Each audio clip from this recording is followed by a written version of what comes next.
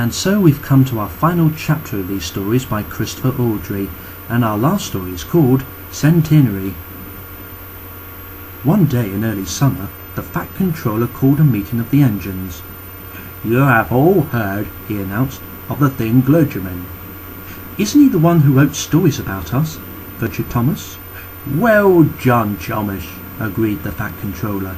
"Sadly, he has now died, but this year it is 100 years since he was born." He paused.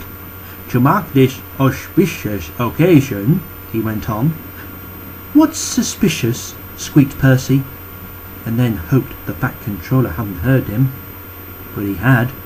"Auspicious, Percy, it means important," explained the Fat Controller. "To mark this, important occasion, I've arranged for the bust of the thin clergyman to be unveiled here in a few weeks. Your duties will be adjusted so that you can all attend. There will be a special visitor there to unveil the bust."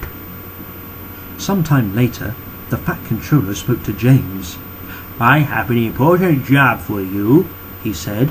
"The crate with the thin clergyman statue has arrived at the other railway. I want you to fetch it, please." James puffed off proudly.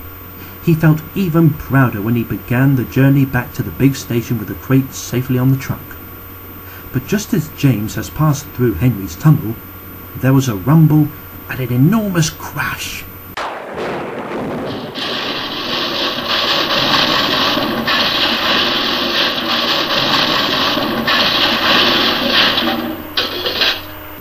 James' driver looked back in alarm.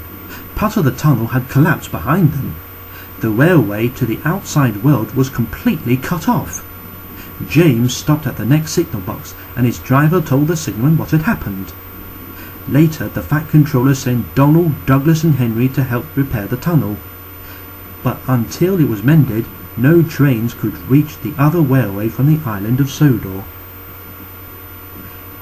"And no engines can get onto the island either," pointed out Gordon. "Pip and Emma are stuck on the other side of the tunnel, and they are supposed to bring the important visitors."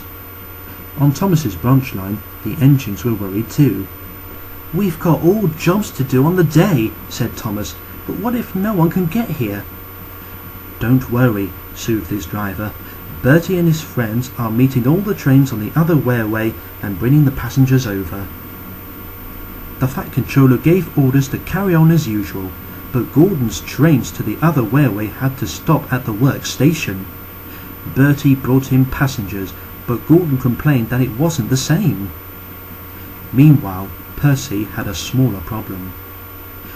"Why is everyone bothered about something that's broken?" he asked Toby one day. Toby was puzzled.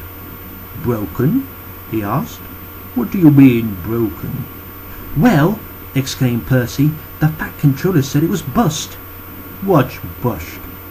"The thin clergyman, poor man," said Percy sadly. Thomas, listening nearby, laughed.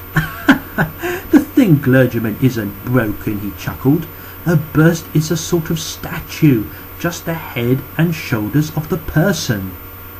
Percy cheered up at once. "Oh," he said, "that's all right then." "I just hope that everybody can get to see it," put in Toby. A few days later, the Fat Controller announced that the tunnel had been mended. The inspectors worked through the night on their safety checks, and the first train allowed through was Pip and Emma. At the big station, the bust of thin clergyman beneath the silk cover was ready. The engines waited anxiously.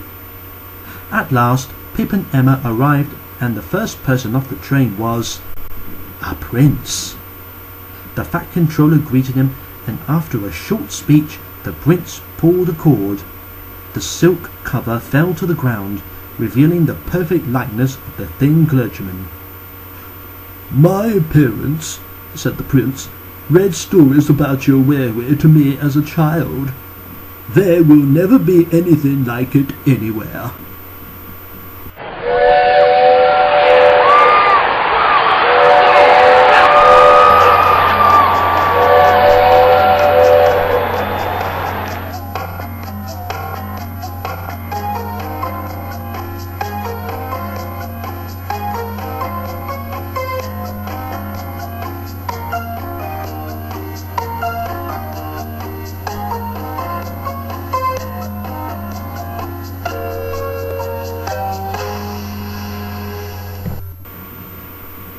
the end.